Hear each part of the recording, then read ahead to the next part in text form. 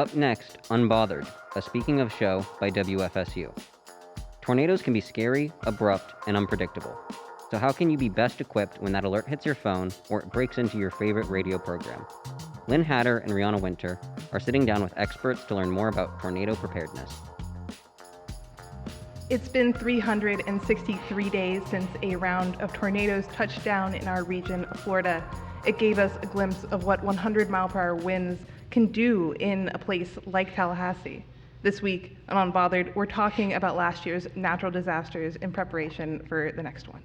I'm your host, Rheannah Wynter. Joining us is Kevin Peters. He's the Director of Emergency Management at the Leon County Division of Emergency Management. We're also joined by the Director of Community Relations and Resilience in Leon County, Matthew Cavell. And sitting across from me is WFSU's Director of Content, Lynn. Hey, Rheannah. Hi, Lynn. How you doing? Good. I hear you have a story about tornadoes to tell us. Oh, man. It's the most embarrassing day of my life. So what happened was I was filling in for Gina on Morning Edition. So my day started around 3:45 a.m. It was very dark. And I get to the station, all's going normal. But around 6 a.m., the emergency weather alerts start going off. And I'm like, this is odd, because we have newscasts at 6:04, 6:34. You guys know how these go. And every single time I tried to start a newscast, I would get maybe 10, 20 seconds in, and an EAS alert would go off. And so around 7:01, once that last one went off, I said, okay, what is going on? So I go to the National Weather Service and I pull up our map, and our entire area is just red. And I'm like, this doesn't look right. And I remembered that that storm was supposed to pass over us. So I called down to our meteorologist and I said, hey, meteorologist, this don't look good. And they're like, what do you mean? You guys are fine. And I'm like, I think you need to refresh. And I remember when our meteorologist refreshed, she was like, ooh, you need to run. So just so everybody understands the layout here, our radio studios are on one side of the building, and where we are, we're on another side of the building. So I ran across the building, and the front doors opened, and I remember I looked up, and the sky was swirling in this sickly green-gray color. And I have been through a lot, but I don't think I have quite ever been that afraid in my life. So I hauled tail feathers downstairs, and I ran into a downstairs conference room that is apparently, our general manager said, the absolute worst place for me to have hidden.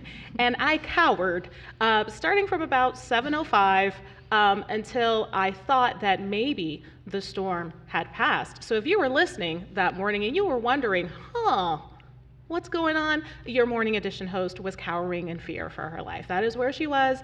I was downstairs, and I was hiding. And I guess that leads me to the question that I have for you guys, Kevin and Matt. Did I cower in fear properly? Well, I will say, and then Kevin can talk about the proper cowering technique, but I will say that you followed precisely what folks do when they receive alerts, that you receive one, maybe two alerts, different sources, you vetted it, and then you took action. And the biggest thing that we can always say, always, is that no one has been communicated with too much during a disaster. And we always encourage everyone to have multiple ways, weather radios, push alerts, whatever it is, to come to your phone to give you that nudge to take that appropriate protective action as soon as possible. Now, what that protective action is, Kevin? Yeah, so, you did do some of the right things. Okay. You know, we generally advise people, if you're in a building, to get to the lowest level of that building. Now, you need to be in an interior space away from all the exterior walls and windows. So the lobby here of WFSU Studios, not the best place. A lot of windows there. You were heading in the right direction. Perhaps maybe one of the bathrooms or something more closer to the interior or the stairwell of the building might have actually been a little bit better of a spot, but you, as Matt said, you did the right things. You received the warning and you took action. Okay, so I was in the vicinity of safety. Yes. Maybe not quite right on the money, but I was close enough. Yeah. Yes. I feel I'll a little add bit that better. we're taking audience questions here, and one of the questions was related to those alerts, because Lynn heeded the alerts, but I think the first step that you're mentioning is actually getting those alerts and listening to them. So what challenges does local government face when it comes to actually getting people to heed the threat of a natural disaster?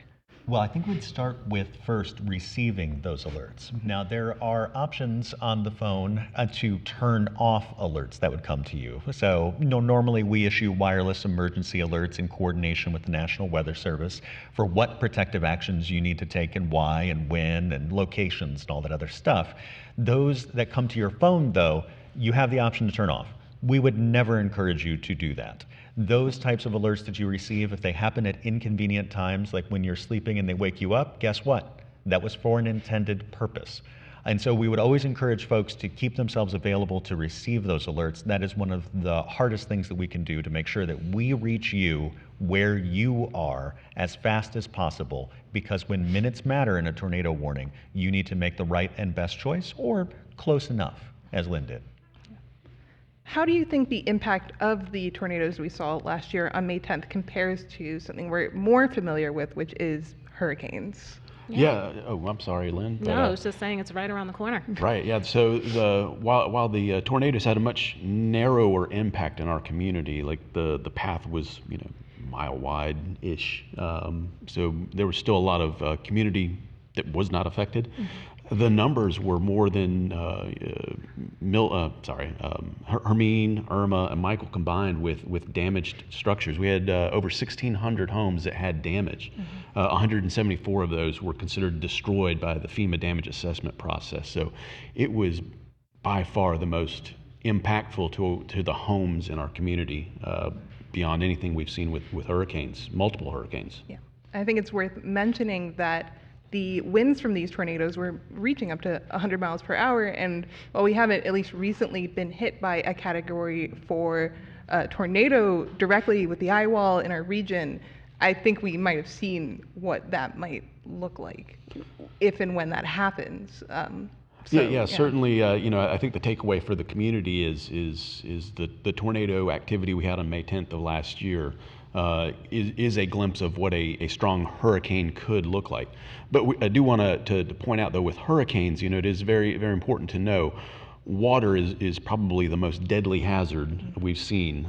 It's that storm surge, that rise above the coast, above ground level, as storms come in off the Gulf of Mexico. That's one of the most deadliest parts of hurricanes. So people in the Big Bend area, if you're in a coastal community, you certainly need to pay close attention to that. Second to that, freshwater flooding from heavy rainfall. And then wind is actually on the lower end of the impacts that actually take lives in hurricanes. What can we do to mitigate damage? And if either of you could answer this in terms of rural versus people in the metropolitan area, because I know there's a big difference with our tree canopy and everything. So what can be done to mitigate some of the damage done to life and property? Well, and I'll use a personal example. I do live in the city. One of the things that I've over the last 10 years is I've worked to get trees taken down that are very close to my home, that I've had somebody come out and check the health of the trees, and unfortunately a number of the trees weren't healthy and needed to be taken down. But a lot of preparedness actions, they are costly, and it takes a few years, but it's just an example to people in the community that if you work at it over time, you can achieve your preparedness goals. You don't have to do it all in one day. So what goes on for you guys in both of your offices when a natural disaster is imminent? Because I think for the tornadoes on May 10th, a lot of people, it came out of nowhere for them, but I'm imagining both of you had a sense of these things coming. Well, so that day, in the morning of May 10th, the Emergency Operations Center was activated because there were increasing threats overnight. So from about midnight to 3 a.m. or so, we started to see an escalation in the threat that was going to be a potential in our community. So our Emergency Operations Center had partially activated, and Kevin and I had reported shortly after 7 o'clock with staff already there to help lead that response and recovery effort. We stayed activated for nearly 1 month's worth of time continuous, because what we do in Emergency Operations Center is we respond to the immediate life threats and then save lives wherever possible and coordinate those efforts. And then comes the recovery. So as we've talked about many different times, the recovery can often take months, if not years, to restore a community back to normal again. And many of those efforts are coordinated through the Emergency Operations Center by providing commodities like MREs, shelf-stable meals, and water to make sure that folks can recover. And then it's the longer-term business assistance, nonprofit assistance, and household repair and recovery. So now that we have hurricane season coming, what's something that anyone listening can do to keep themselves a little safer? Yeah, there are three main things that we would advocate. First off, and this doesn't cost anything, is to make a plan. Get together with your family and make sure you know what you're going to do if a hurricane does come to our part of the Big Bend this hurricane season. The next is have a way to receive the alerts. I know we've talked a lot about that, but having multiple ways to receive severe weather alerts and updates from Leon County, or if you're in a neighboring county, whichever county you live in, getting those emergency alerts, and having that disaster supply kit, all of the essential items you'll need if you're going to shelter in place in your home and your safe room, or if you have to take your stuff, maybe you live in a storm surge zone and you'll need to evacuate. You want to have all that consolidated. We recommend a 5-gallon bucket. Make it convenient, have all the items you need, and those are the three main things: the plan, the alerts, methods, and your disaster supply kit. And those types of preparatory actions are one of the most significant ways to help you manage the anxiety as we again move into a hurricane season, which has a lot of levels of uncertainty for it. The initial forecasts are 17 storms. So it only takes one of those, obviously, as we know here in Leon County, to change how we live and what our future looks like. We've had 11 federally declared disasters here in Leon County since 2016. And when you take stock of that, some of those big names that jump out are Hermine and Irma and Michael. And then over the past year, again, we've had Debbie's and Helene's, and most significantly, the May 10th tornadoes. And they stick in your head for a long, long time, and they make you somewhat anxious about what the hurricane season has to offer. One of the best ways to mitigate that is to have a plan with your friends and family in your neighborhood. Again, that network that is just adjacent to you, to what is it that you do and how do you prepare, and start those plans now in an effort to wrap your arms around it. One of the things that people in our audience want to know is how things have recovered from last year, because yes, we can prepare from some of the damages, but we really need other people in the community to help us get to a place where we're whole again. So what do you know about how we have recovered from last year, and maybe some of the things that you learned from such a unique event for the community? So let me take one thing and then I'll pass it off to Kevin. I just mentioned neighborhoods, and I want to underscore that again. The power of the neighborhoods and the neighbors that helped. One of the significant things we saw in the tornadoes, experiencing 3 tornadoes, 2 EF2s and 1 EF1 that scalpeled out nearly 2,000 structures worth of damage, is that the rest of the folks in our community could lend that assistance and help. What we had seen is the nonprofits and voluntary agencies making a significant effort in our community, removing more than 1,200 trees from properties. And so those were all the folks that showed up from Baptist this, veterans organizations that, to lean in and help and share that burden of recovery, which is just the same as it is in hurricanes, but most especially during the May 10 tornadoes. So again, the help of neighbors and the helps of voluntary agencies, and then the strength of nonprofit partners like 211 Big Bend to help connect folks to the myriad resources that are available that help you navigate that. So that case management is an important structure. Yeah, I think I'll staying on that helping theme, and maybe a look behind the curtain a little bit at the county. And this is a lesson we've learned over the years: is that every county employee has a role. Obviously, this is what we do all the time with emergency communications and emergency management. But everybody, from librarians to environmental scientists, all of the positions within the county. You have people that do have critical roles, like our paramedics and our people with our public works department that clear the debris. But every employee has a role, and as we go through each of these emergencies, we discover all the different skill sets, and it helps us refine and place where all of these employees can help the best, because it's an entire response by Leon County to make sure our community on its worst day gets the best help they can get. Yeah. Well, Matt and Kevin, I want to thank you for joining us for another episode of Unbothered. Thank you.